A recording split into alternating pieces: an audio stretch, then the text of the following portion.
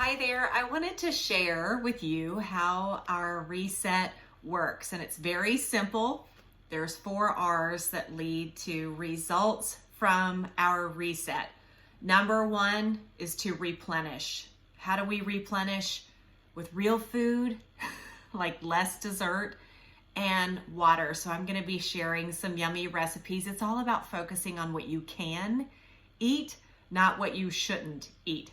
So number 1 is replenish. Number 2 is revive. The way that we're going to reset is we're going to revive our bodies through movement. That's going to come from a couple of walks and some workouts, just a few minutes, 15 minutes at a time, like 3 days a week, and that's it. Just by having our body stay flexible, feeling good, getting strong, very simple and doable. So we're going to replenish. We're going to revive. Our third R is restore. This is the part that most people are missing out on.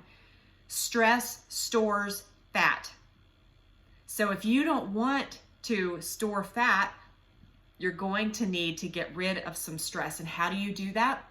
We're going to be having a recess every single day. I'm going to force you to do self-care, and I'm also going to force you to get more sleep, because sleep is a great hormonal reset that helps your body to change. So we're going to replenish, we're going to revive, we're going to restore, and you're going to feel so refreshed.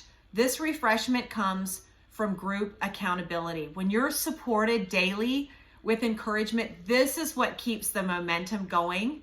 This is where your motivation comes from. Plus, I'm going to bribe you with weekly prizes, and I'm going to be dangling a bunch of cash at the end of our reset challenge. So I'm so excited that you're going to join us. It's time to replenish, to restore, to revive, and refresh. So I encourage you to join us. Let me know if you have any questions, because we're just about ready to get started.